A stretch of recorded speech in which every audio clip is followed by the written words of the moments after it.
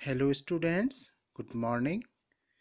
कक्षा 5 हिंदी का पहला पाठ राग की रस्सी, जिसके प्रश्न और उत्तर हम आपको कॉपी में करा रहे हैं। इससे पहले हमने पहले भाग में जो प्रश्न कराए थे वो प्रश्न था, मंत्री ने अपने बेटे को शहर क्यों भेजा था। अगला प्रश्न है, उसने अपने बेटे को भेड़ों के साथ शहर में ही क्यों भेजा।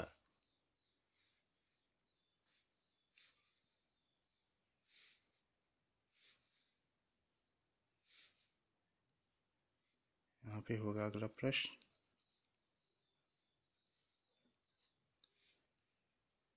उसने अपने बेटे, उसने का अर्थ है यहाँ पे मंत्री ने, उसने अपने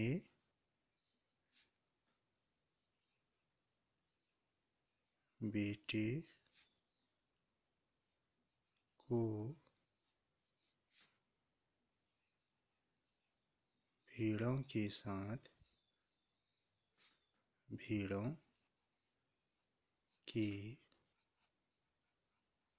साथ शहर में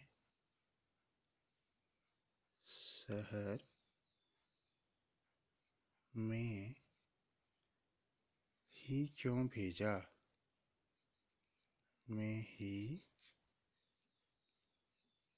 क्यों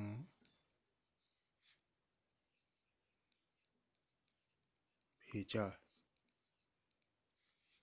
उसने अपने बेटे को भेड़ों के साथ शहर में ही क्यों भेजा। इसका उत्तर है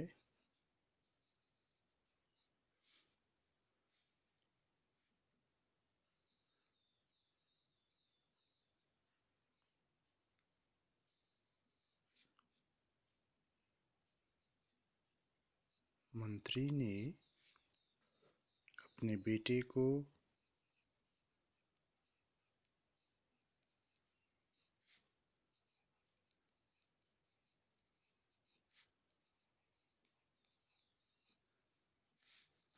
शहर इसलिए भेजा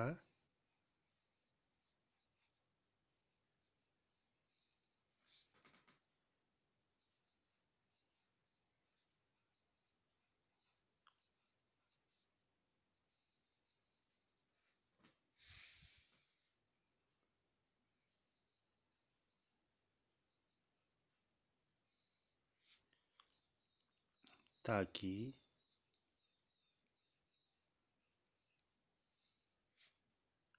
वह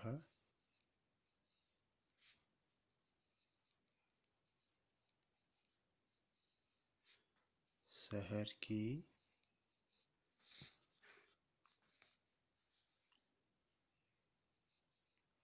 चालाकी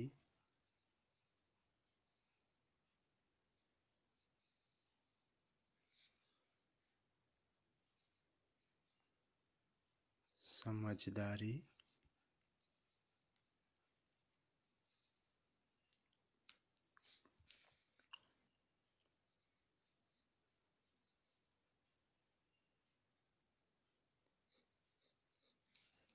समझदारी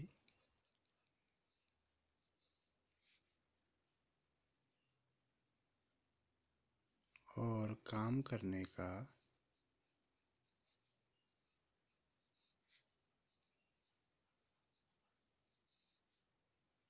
काम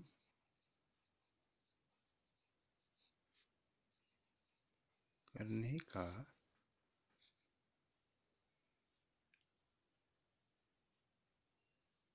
तरीका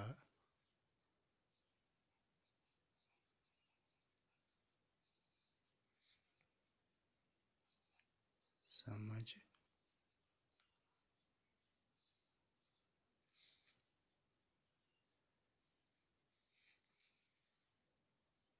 सके।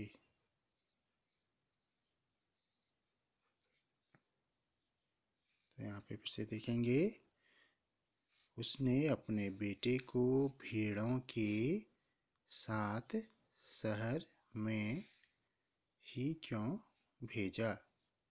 इसका उत्तर है, मंत्री ने अपने बेटे को शहर इसलिए भेजा ताकि वह शहर की चालाकी, समझदारी और काम करने का तरीका समझ सके।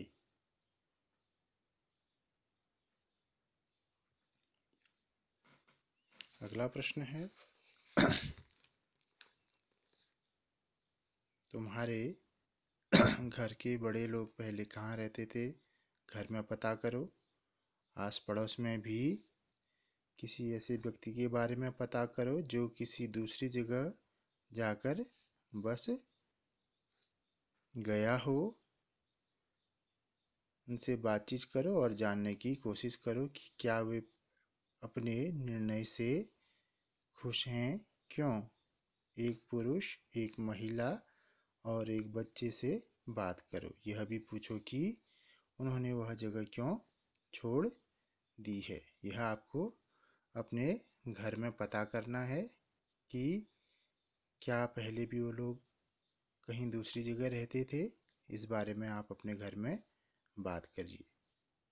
के बाद हम अगले प्रश्न में बढ़ते हैं। जौ, मैंने पहले भी बताया था, एक तरह का अनाज है जिसे कई तरह से इस्तेमाल किया जाता है। इसकी रोटी बनाई जाती है, सत्तू बनाया जाता है और सूखा भूनकर भी खाया जाता है।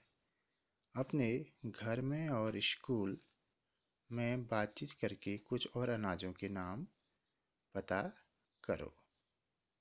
आपको यहाँ पे कुछ और अनाजों के नाम भी लिखने हैं। गेहूँ, जैसे यहाँ जौ। अब हम कुछ अन्य अनाजों के नाम भी लिखेंगे यहाँ पे, जैसे यहाँ पे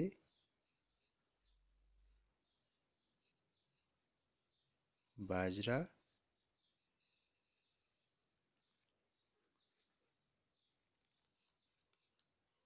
चना,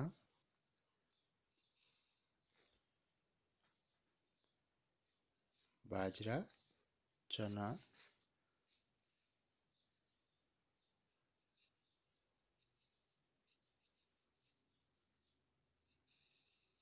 मक्का,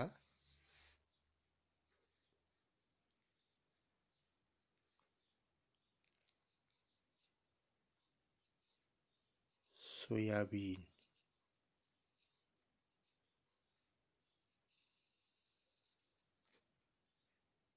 तो यहाँ पे बाजरा अनाज, अन्य अनाज जो हैं बाजरा, मक्का, चना और सोयाबीन, ये दोनों दालें हैं और बाजरा और मक्के की रोटी बनाई जाती है। अब अगले प्रश्न में बढ़ते हैं। गेहूं और जौ अनाज होते हैं और ये तीनों शब्द संज्ञा हैं। क्या हैं ये? संज्ञा हैं। किसी व्यक्ति या स्थान के नाम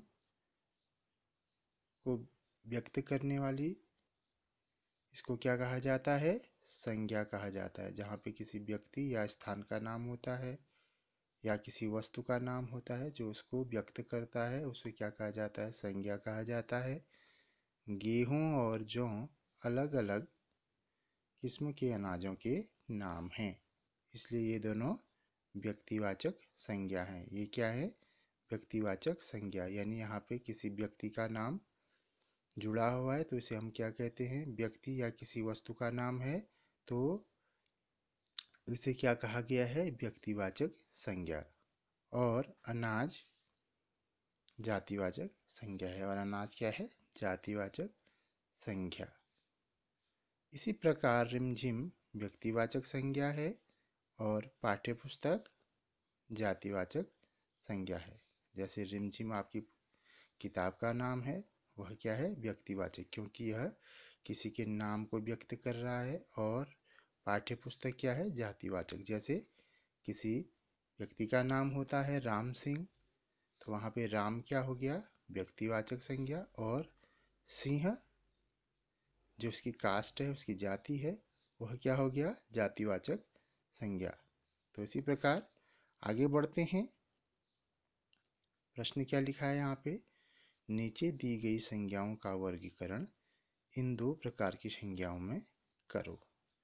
यहाँ पे कुछ संज्ञाएं दी हैं और इनका वर्गीकरण हमें क्या करना है, दो प्रकार की संज्ञाओं में करना है। जो ये शब्द दिए हैं इनको हमें दो प्रकार की संज्ञाओं में, कौन, व्यक्तिवाचक और जातिवाचक। इसमें से व्यक्तिवाचक शब्द कौन है और जातिवाचक शब्द कौन है, यानी संज्ञा कौन है।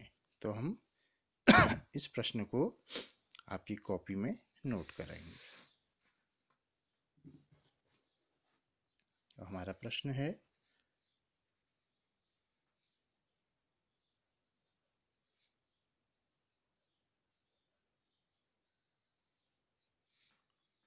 नीचे दी गई संज्ञाओं,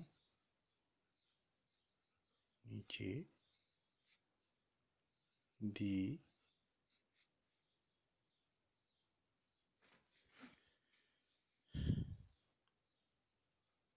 गई संज्ञाओं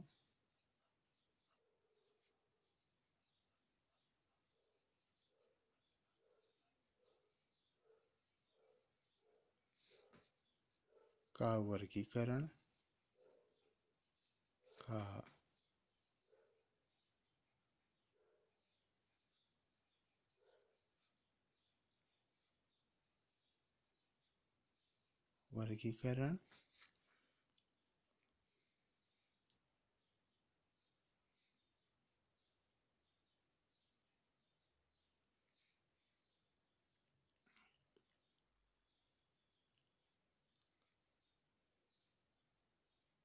इन दो प्रकार की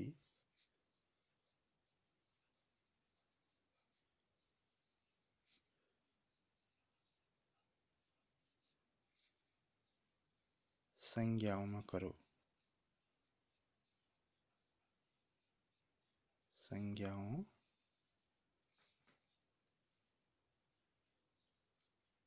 में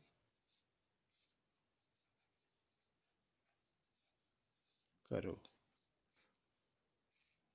नीचे दी गई संज्ञाओं का वर्गीकरण इन दो प्रकार की संज्ञाओं में करो। कौन दो प्रकार की, व्यक्तिवाचक संज्ञा और जातिवाचक संज्ञा। किसमें, व्यक्तिवाचक और जातिवाचक।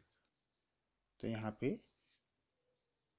नीचे कुछ संज्ञाएं दी हैं और हमें उनको दो भागों में बांटना है।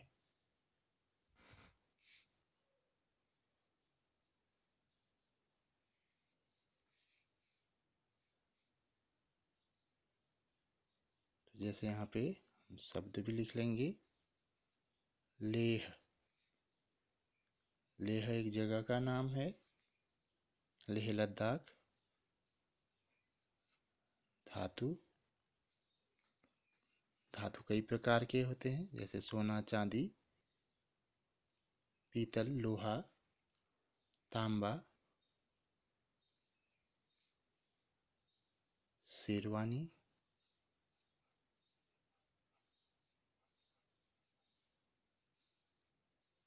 शेरवानी जो शादी के समय पहनी जाती है।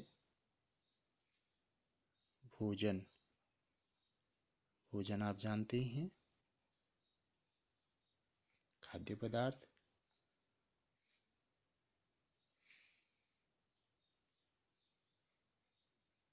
तांबा जो एक धातु के रूप में जानी जाती है। खिचड़ी, खिचड़ी आपको पता है, ये भी एक भोज्य पदार्थ है, खाया जाने वाला।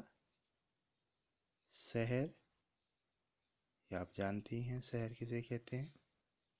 और वेशभूषा यानी हमारे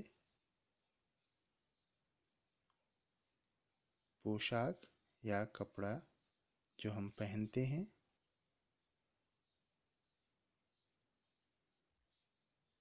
हमारी पोशाक।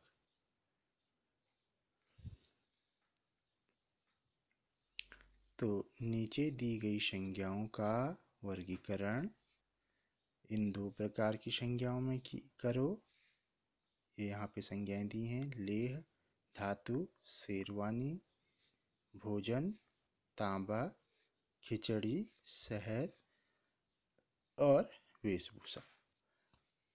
अब हम आपको इसका उत्तर लिखाएंगे।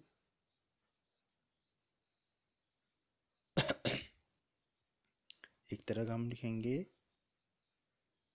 व्यक्तिवाचक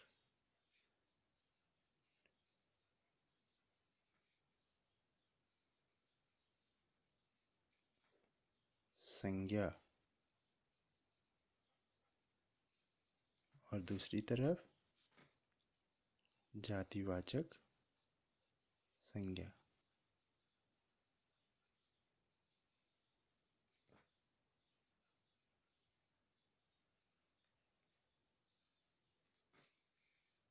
व्यक्तिवाचक संज्ञा और जातिवाचक संज्ञा।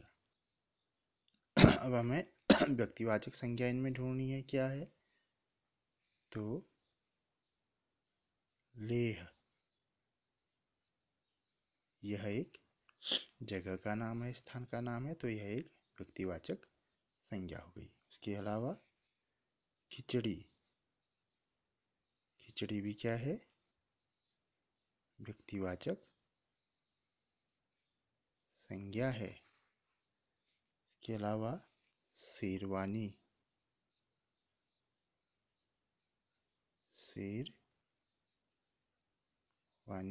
शेरवानी भी क्या है? व्यक्तिवाचक संज्ञा। और तांबा, तांबा भी क्या है? व्यक्तिवाचक संज्ञा। ध्यान से देखिएगा, लेह, खिचड़ी, शेरवानी और तांबा, ये क्या है? व्यक्तिवाचक संज्ञा। अब हमें जातिवाचक संज्ञाएं ढूंढनी है, वो क्या है?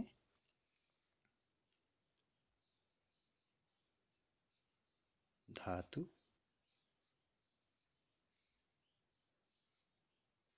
भोजन,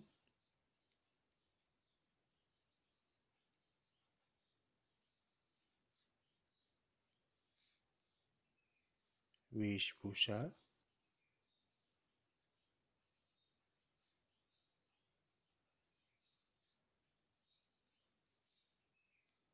और शहर। ये क्या है? जातिवाचक संज्ञा। धातु, भोजन, वेशभूषा और शहर, ये क्या है? जातिवाचक संज्ञा है। अब आगे बढ़ते हैं प्रश्न में कि ऊपर लिखी हर जातिवाचक संज्ञा के लिए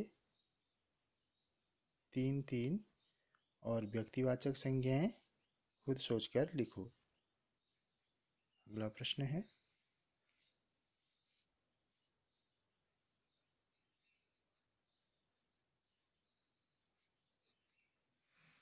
ऊपर लिखी हर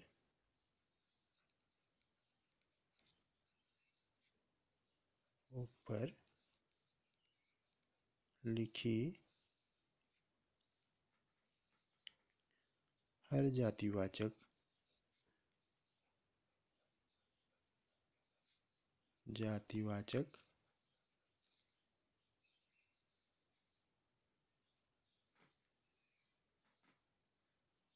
संज्ञा के लिए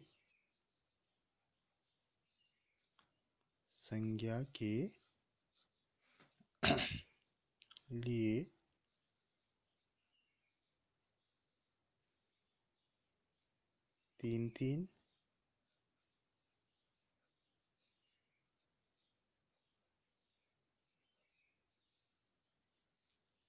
संज्ञाएं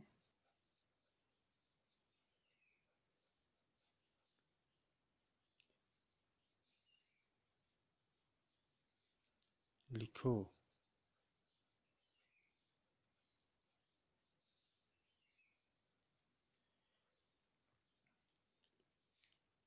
ऊपर लिखी हर जातिवाचक संज्ञा के लिए तीन तीन संज्ञाएं लिखो।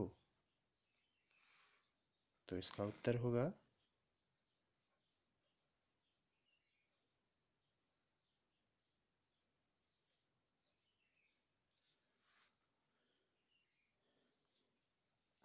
अब हमें क्या करनी है, जो जातिवाचक संज्ञा है इनके तीन तीन और हमें क्या लिखने हैं, संज्ञाएं और लिखनी है। जैसे धातु,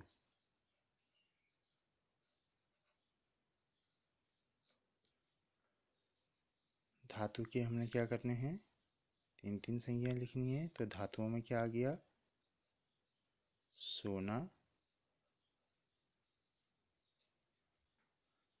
चांदी,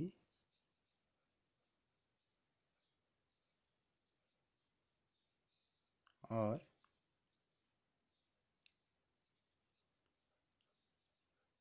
तांबा। ये धातु के तीन तीन संज्ञाएं हो गई, सोना, चांदी और तांबा। अगला है भोजन।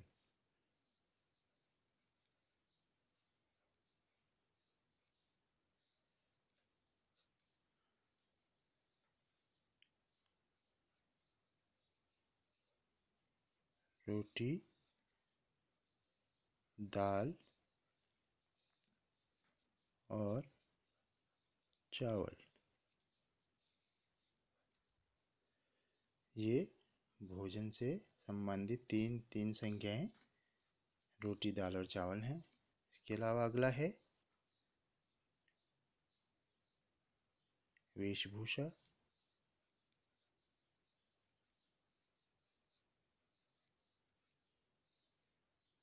वेशभूषा, वेशभूषा में क्या क्या है,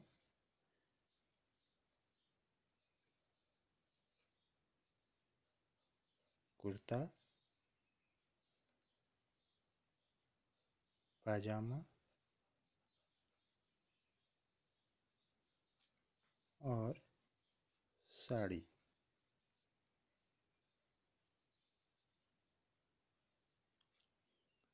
वेशभूषा में कुर्ता, पाजामा और साड़ी। और अगला है शहर।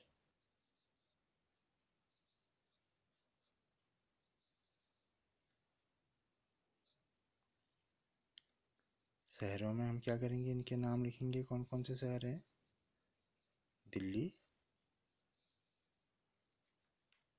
आगरा और जयपुर।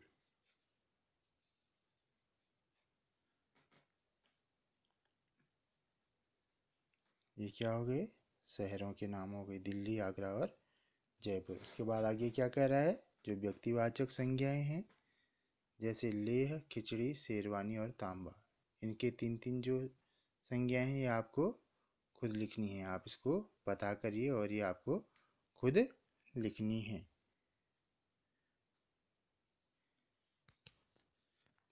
इसके बाद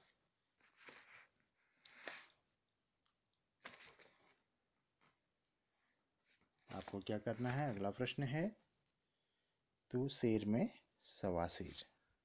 यहाँ पे आपको दिख रहा है, तू शेर में सवा शेर। इस लड़की का तो सभी लोहा मान गए, था न सचमुच नहले पे दहला। तुम्हें भी यही करना होगा। यानी उस लड़की का लोहा मानना, उसके काम को देखकर सभी लोग दंग रह गए। न था ना सचमुच नहले पे दहला, यानी उसका जो काम करने का तरीका था वो बहुत अच्छा था। तुम ऐसा कोई काम ढूंढो जिसे करने के लिए सूझबूझ की ज़रूरत हो। आप लोगों को भी क्या करना है, एक कोई ऐसा काम ढूंढना है जिसमें आपकी सूझबूझ, उसकी समझदारी की ज़रूरत हो। उसे एक कागज़ में लिखो और उसे क्या करो, एक कागज़ में लिखो और तुम सभी अपनी अपनी चिट को एक डिब्बे में डाल दो। क्या करो, सभी बच्चे अपने अपने काम को ढूंढो और उसको करने की और उसे करने के लिए जो आपको समझदारी की ज़रूरत हो उसे एक कागज़ में लिखो और क्या करो, अपनी अपनी चिट को एक डिब्बे में डाल दो।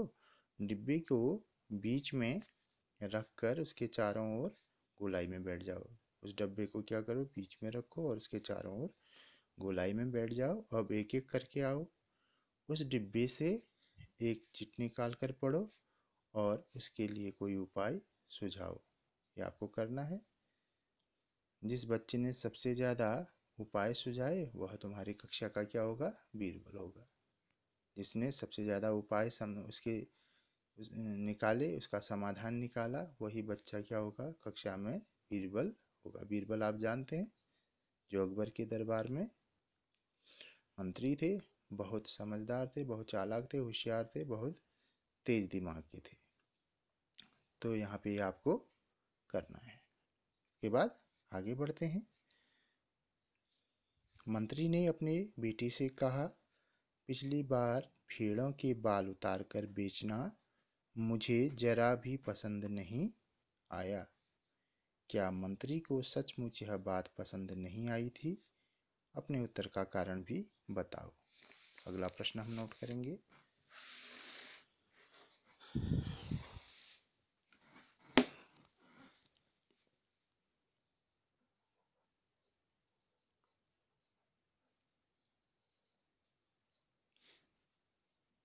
क्या मंत्री को सचमुच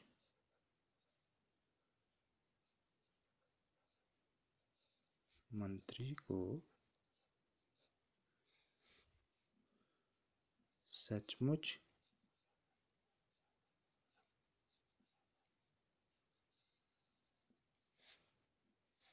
यह बात पसंद नहीं आई थी? यह बात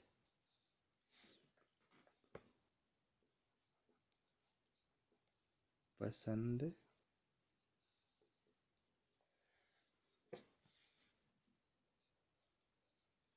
नहीं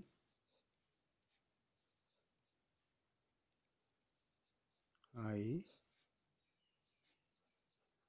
थी। कौन सी बात? कि भेड़ों के बाल उतार कर बेचना, वह उसको बिल्कुल भी पसंद नहीं आई थी। तो वहाँ पे पूछ रहे हैं कि क्या मंत्री को सचमुच यह बात पसंद नहीं आई थी? अपने उत्तर का कारण बताओ। अपने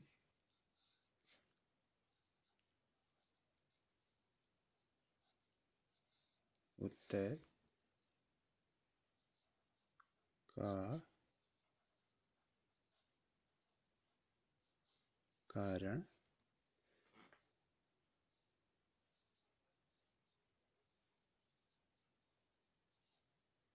बताओ और प्रश्नवाचक चिन्ह। क्या मंत्री को सचमुच यह बात पसंद नहीं आई थी? अपने उत्तर का कारण बताओ। इसका उत्तर लिखेंगे।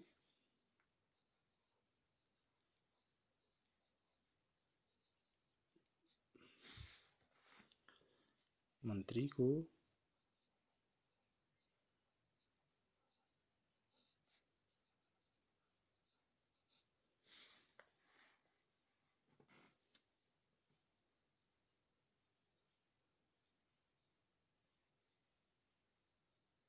यह तो पसंद आया, यह तो पसंद आया था कि, पसंद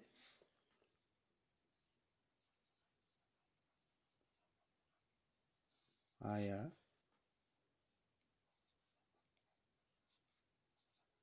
था कि। मंत्री को यह तो पसंद आया था कि उसका बेटा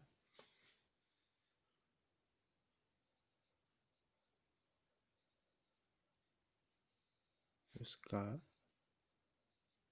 बेटा उसका दिया हुआ काम, उसका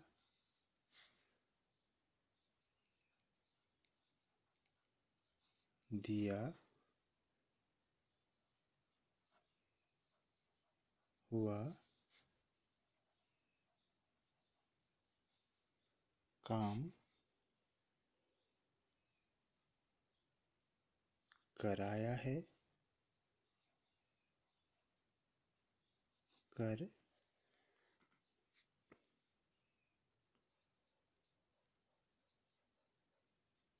आया है। लेकिन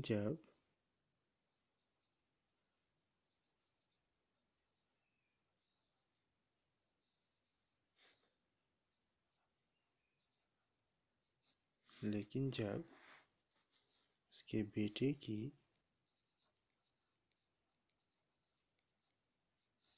उसके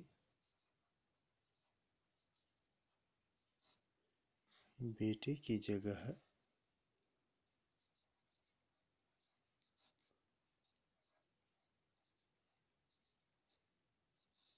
बेटे की जगह एक लड़की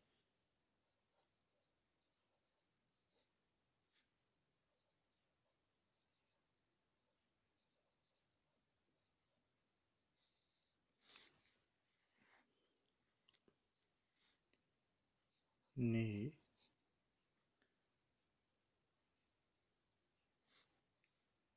यह काम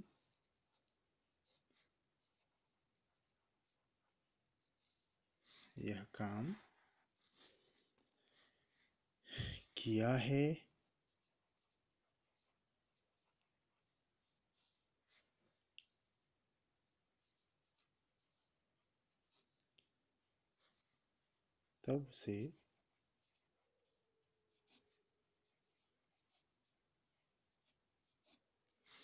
तब उसे यह जानकर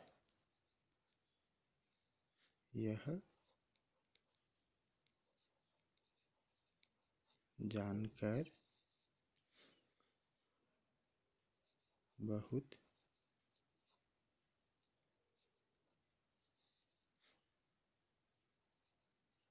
दुख हुआ होगा।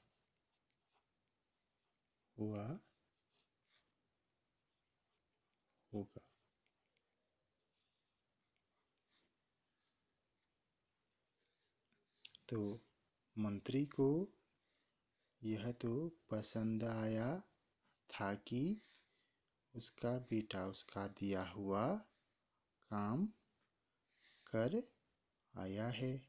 लेकिन जब उसके बेटे की जगह एक लड़की ने यह काम किया है, तब उसे यह जानकर बहुत दुख हुआ होगा।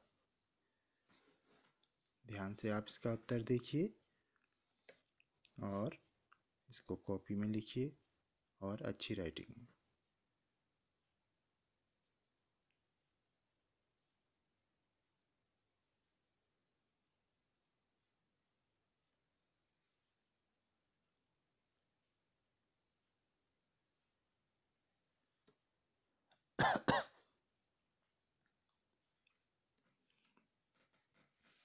इसके बाद आगे बढ़ते हैं। सिंह और जौ। पहली बार में मंत्री के बेटे ने भेड़ों के बाल बेच दिए और दूसरी बार मैं भेड़ों के सींग बेच डाले। जिन लोगों ने ये चीज़ें खरीदी होंगी उन्होंने भेड़ों के बालों और सींगों का क्या किया होगा? अपनी कल्पना से बताओ। जिन लोगों ने क्या खरीदा होगा? भेड़ों के बाल और उनके सींग खरीदे होंगे, उन्होंने उन चीज़ों का क्या किया होगा? इस प्रश्न को आपको लिखा रहा हूँ कॉपी में। इस प्रश्न को मैंने अपने हिसाब से बनाया है कि जिन लोगों ने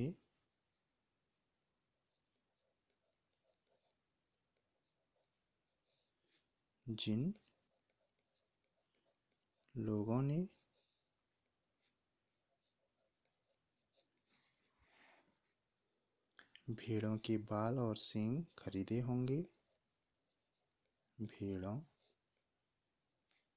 के बाल और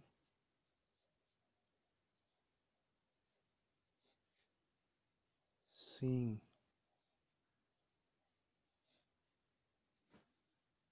भेड़ों के बाल और सींग खरीदे होंगे।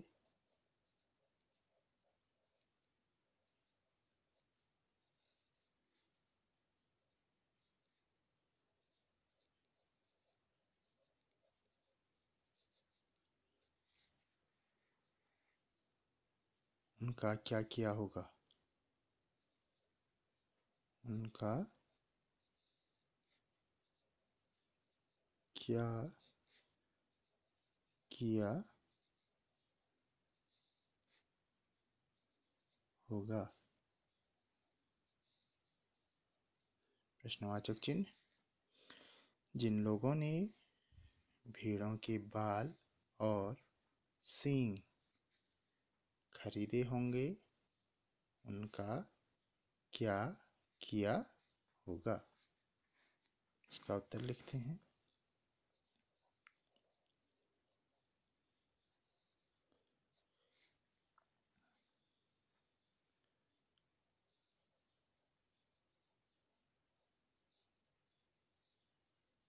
भेड़ों के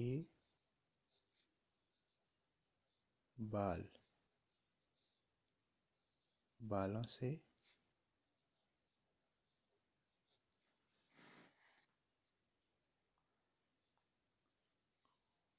उन्होंने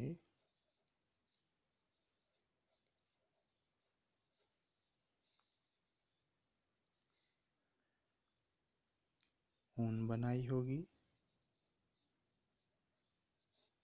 ऊन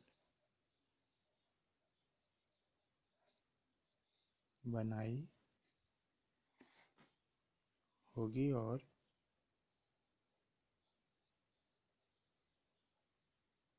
ऊन बनाई होगी और ऊन से गर्म कपड़े और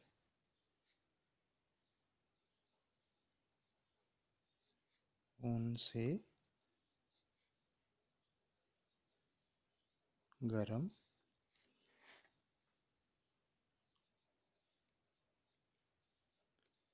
कपड़े। इसके अलावा सींगों से उन्होंने सजावट का सामान बनाया होगा। सींगों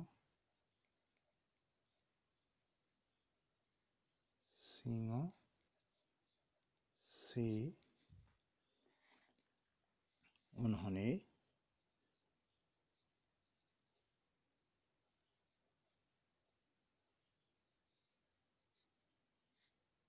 सजावट का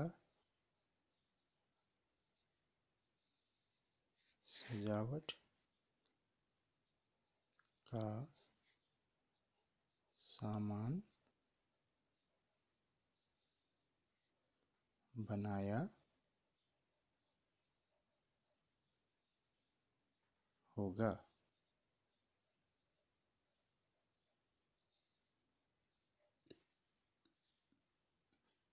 क्या किया होगा उन्होंने? भेड़ों के बालों से उन्होंने ऊन बनाई होगी और ऊन से गर्म कपड़े, सींगों से उन्होंने सजावट का सामान बनाया होगा।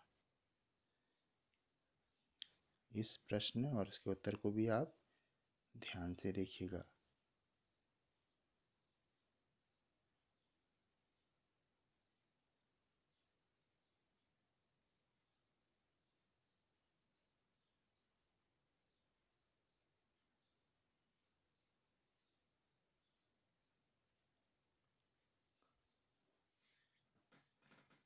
आगे बढ़ते हैं। बात को कहने के तरीके। नीचे कहानी से कुछ वाक्य दिए गए हैं। इन बातों को तुम और किस किस तरह से कह सकती हो।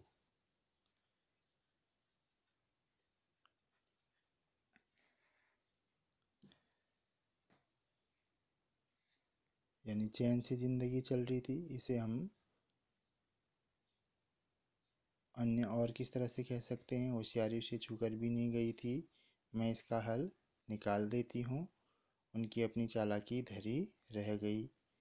उसके बाद 2-3 प्रश्न और हैं, इनके उत्तर हम आपको अगले भाग में कराएंगे।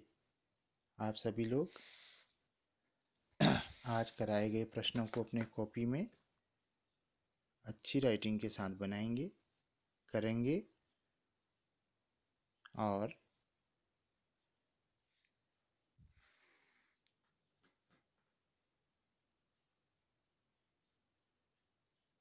इनको याद भी करेंगे। तो इस भाग में आज हम आपको यहाँ तक के प्रश्न करा रहे हैं। अगले भाग में आपको शेष बचे हुए इस पाठ के प्रश्न और उनके उत्तर कराएंगे।